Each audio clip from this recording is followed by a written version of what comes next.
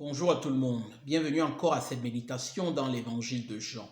Nous sommes arrivés au chapitre 10 de ce même évangile.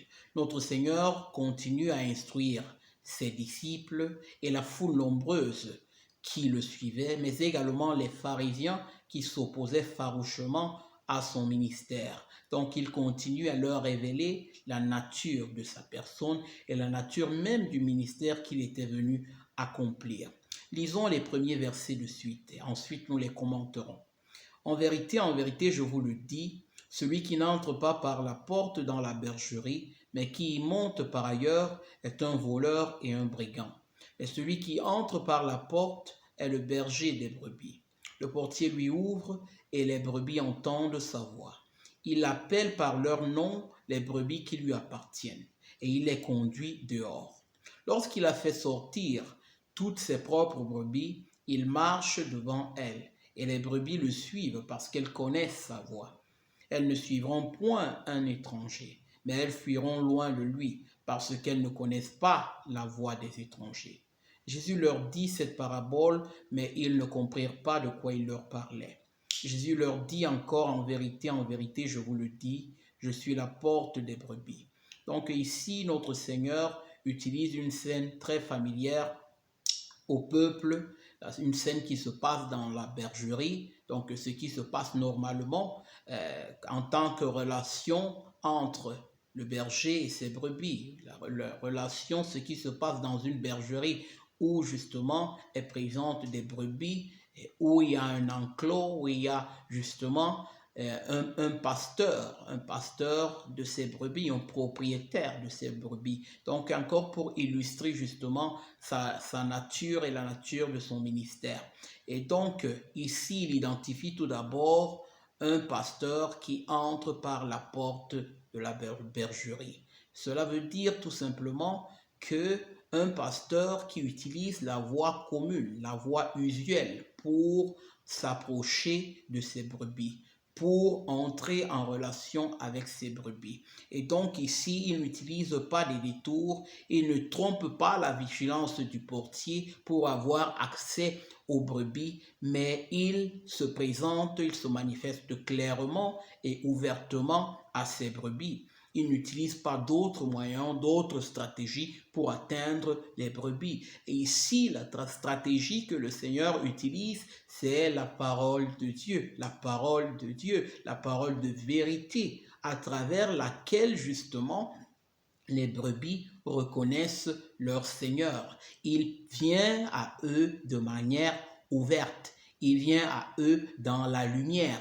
Il ne vient pas dans les ténèbres. Il ne se cache pas. Il est manifeste à ses brebis. Et donc ici, il entre par la porte. Tandis que le brigand cherche à attirer l'attention des brebis en passant par d'autres chemins.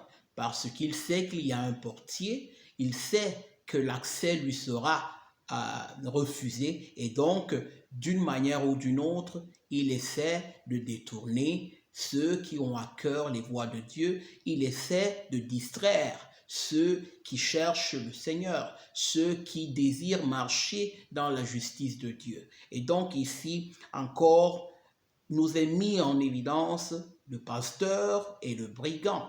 Donc ici, le Seigneur est un peu pour dénoncer également les pharisiens qui jusque-là s'étaient détournés de la parole de Dieu et donc avaient entraîné le peuple de Dieu, ou du moins dans l'erreur. Et ici, le Seigneur met en évidence le fait que ceux vraiment qui étaient disposés à connaître le Seigneur, à connaître Dieu et marcher dans ses voies, n'ont pas été affectés par les pharisiens. Ils ont écouté la voix des brigands et ils ont fui. Ils ne les ont pas suivis. Tandis que lorsque Jésus arrive avec son enseignement, ces brebis reconnaissent que cet enseignement-là vient de Dieu. Ils reconnaissent la voix du berger. Ils reconnaissent Dieu dans les paroles du Seigneur Jésus. Et voilà pourquoi ces brebis-là sont disposées à écouter le Seigneur, sont disposés à recevoir le Seigneur, sont disposés à le suivre, à répondre à son appel. Et donc ici, encore au verset 3, il nous est dit, le portier lui ouvre. Donc ici, encore une fois, le portier, le Seigneur, Dieu le Père, est le propriétaire des brebis. Et donc, il facilite justement la mission de son Fils. Il facilite parce qu'il reconnaît la justice de son Fils. Et donc, il fait en sorte que ses brebis écoutent la voix de son Fils et le suivent parce qu'il est le bon berger. Donc, continuons encore notre examen.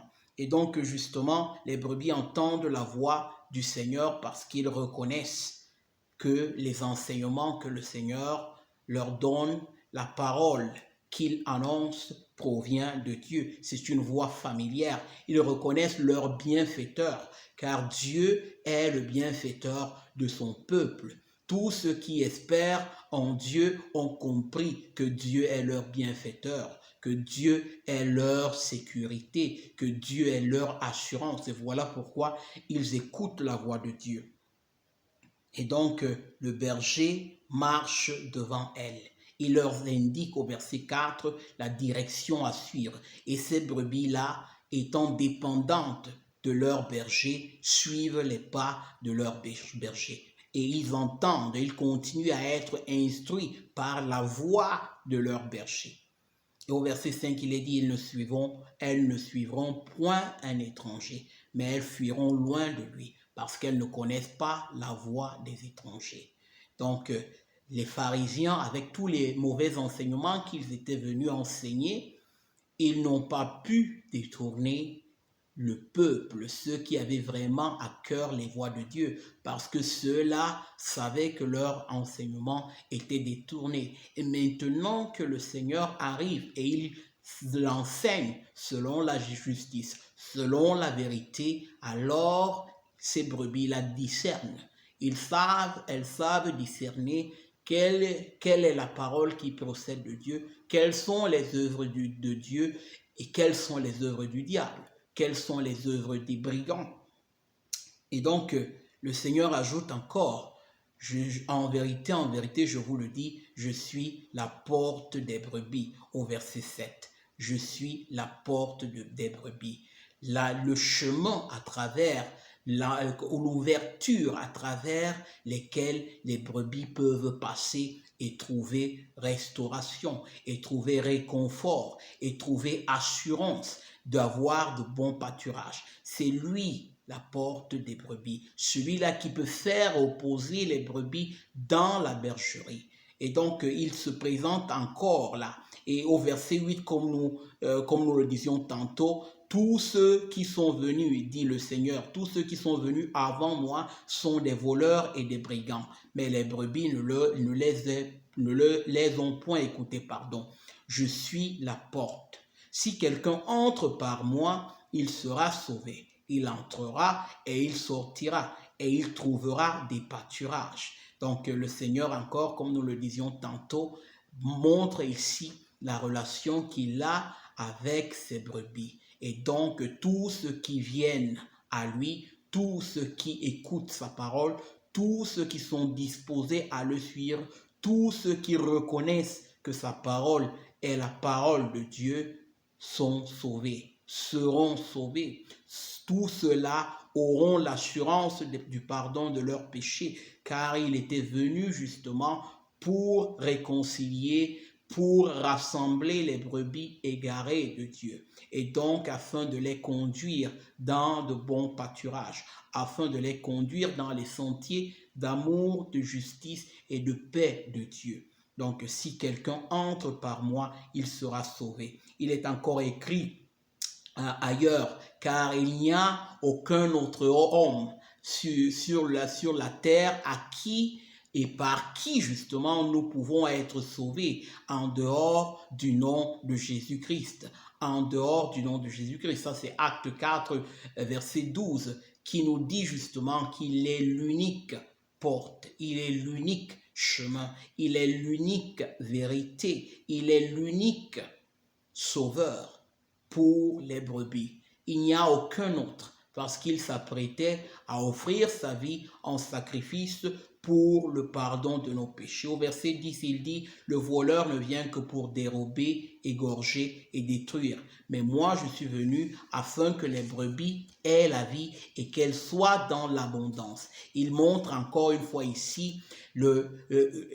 motif pour lequel il est venu, donner la vie à ses brebis et donner abondance à ses brebis. Et il dit justement que le voleur vient pour détruire. Satan, tous ceux qui ne viennent pas par les canaux usuels, tous ceux qui ne passent pas par la porte principale, tous ceux qui utilisent d'autres stratégies autres que la parole de Dieu, justement, ont pour objectif de détruire.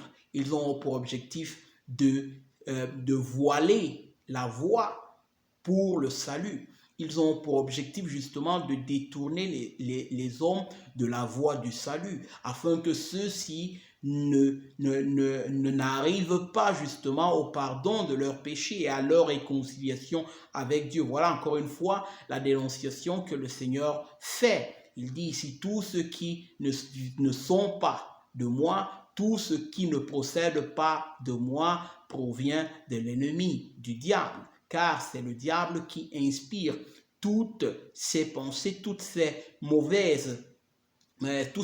enseignements, toutes ces visions erronées sur Dieu et sur son évangile, sur sa justice. Et tout cela avec un unique objectif, détourner les brebis de Dieu.